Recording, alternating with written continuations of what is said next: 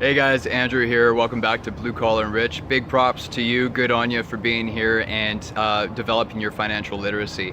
Maybe you're here because you have a pension and you maybe have been watching the news lately and are curious to learn more about pensions and see what your options are. Good on you. Because I've been wanting to talk about pensions for a while in a format like this, and I chose to do a video today on it because of what's going on with Sears. So many of you have probably had the news on or maybe heard about Sears. For those of you who aren't Canadian or maybe not familiar, Sears is a massive department store, and they've taken some pretty massive losses, which is no big surprise ever since the behemoth of Amazon has been just taken off like a rocket, right? So the typical department stores that people just don't want to drive to anymore are suffering, and Sears is one of them. So recently Sears has decided to close 59 locations nationwide, which resulted in the laying off of 2,900 people. All of them didn't get a severance or a pension. Very scary stuff, because there's also 16,000 current pensioners who have worked for the company who have also lost all of their health benefits, and it's in question right now currently to see what's going to happen to their pensions. So guys, pensions. I want to talk about this because there are too many people out there that call pensions the golden handcuffs. My skin crawls every single time someone calls them the golden handcuffs, because guys, they're made out of lead. I just find too many people are using these systems as a crutch, almost as an excuse so that, oh, I don't need to worry about my future, I've got a pension. Not necessarily. If history's taught us anything, history likes to repeat itself, and I think Sears is just an indication of things to come. Clearly governments have had, municipalities all over have had problems. Stockton, California was bankrupt back in 2012, and their largest debt came from their pension system. Okay, so government pensions aren't necessarily the most secure things either. And I mean, at the end of the day, come on, just look inside and ask yourself, do you want to trust a complete stranger, someone you've never met? Do you want to trust them to handle your financial future? Because the people who are running the company or politicians, laws come and go. This is something that, this is a subject that is going to drastically affect you and your loved ones. So you are responsible for your financial future. Maybe you have a pension, great. Do you want to put all your eggs in one basket? I would argue that would not be a good idea. Okay, so let's start going over some of the data here, because I took some notes. I wanted to make sure you guys got some accurate stuff.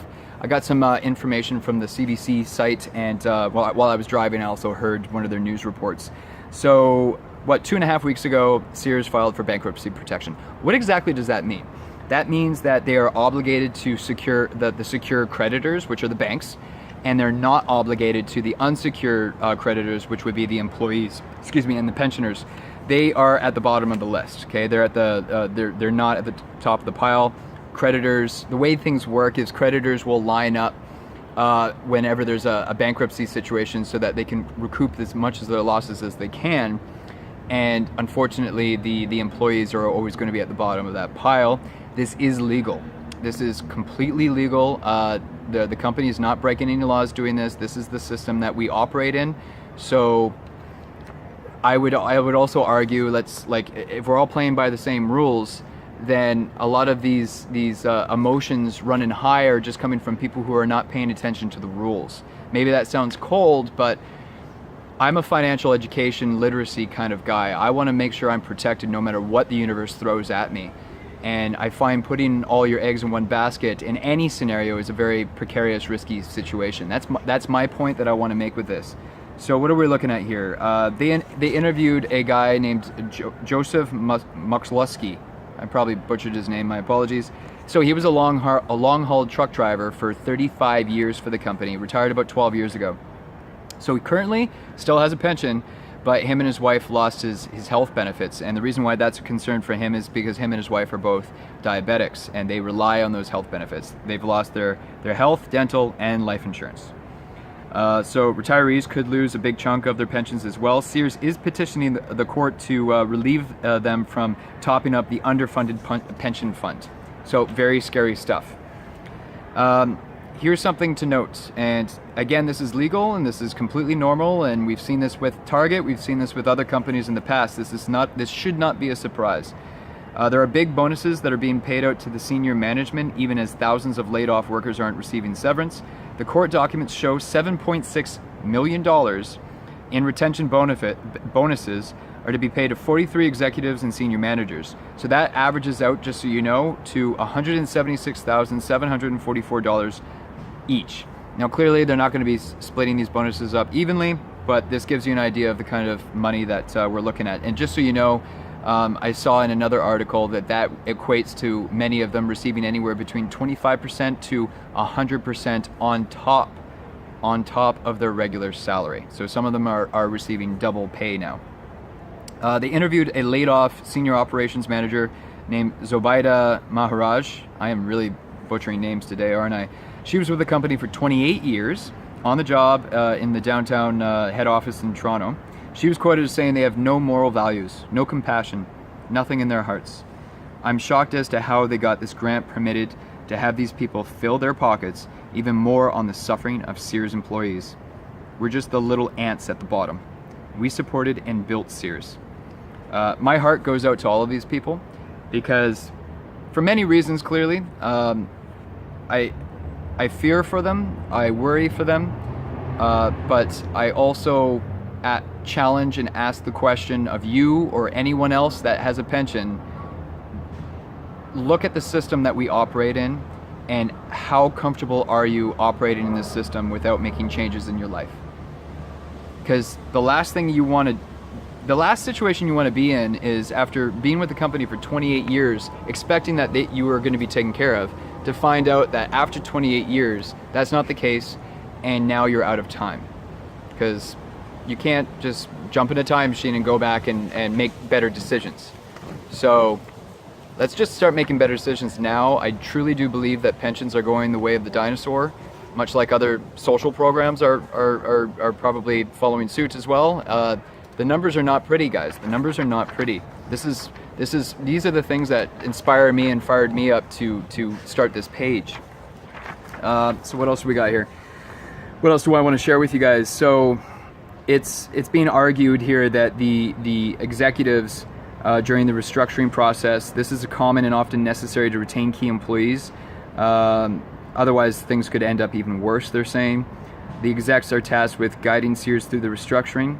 And so these are key employees. That's what these people are being referred to as. They interviewed a lawyer who was quoted and said, it may sound cold and heartless, but it is a necessary evil. That was Adrian Isaac. When a company is insolvent, creditors line up, like I was saying earlier, and the employers are just at the bottom of the pile.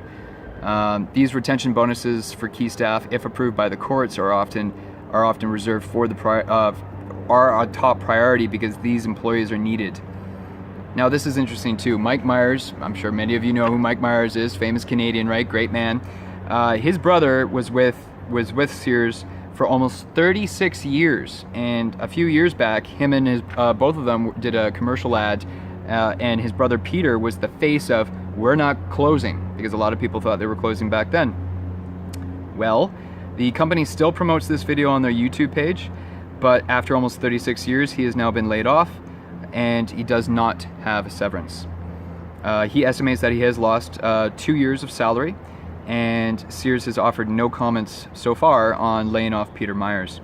Mike Myers was actually quoted as saying, "You've worked for all these years, and was that worth nothing to them?"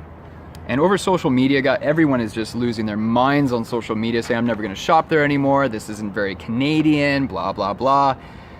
Oh, this is a bad one. Pina Rupa. She got no severance after working for the company for 40 years. 40 years. Guys, what Sears is doing here is perfectly legal.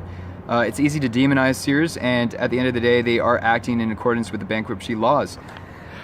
At the end of the day, do you want to trust, after working for an organization, a government, or a company for 40 years, do you want to trust that you're going to be taken care of at the end of that?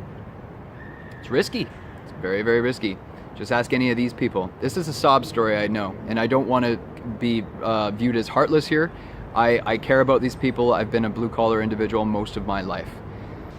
And I just can't help but think that most people are just happy burying their heads in the sand, and as long as they just keep going to work every day, that someone will take care of them. And I just can't shake the feeling that that's too risky for this day and age. People need to think outside of the box and really ask themselves, how am I going to provide for myself and my loved ones if something were to happen, if the universe throws me that curveball? It's a tough question to answer, but I challenge all of you to ask yourselves that question. And if you're putting all your eggs in one basket and relying heavily on that pension, I would highly encourage you to start looking at other options to grow other sources of income, because you may very well have that pension and there might not be any issues. But what if, right? What if? You know, would you rather have, you know, prepared in advance versus, you know, cursing your employer's name or the government's name years from now? I just can't help but think that that would be the better course. So I hope you guys found this video helpful somehow, and we're maybe hopefully applying some of this knowledge and put it to some good use. Take action, take massive action, pick up that book, listen to the podcast, go to an event, shake some hands, talk to some other working class individuals and see what they're doing, you know? Leverage each other. Let's empower each other and help each other down this path. We're all on the same journey, so to speak, and why can't we push each other and help each other level up while we're going down this route together, right? So let's look at it that way. It's a challenge. It's exciting. You know, let's rise to this challenge.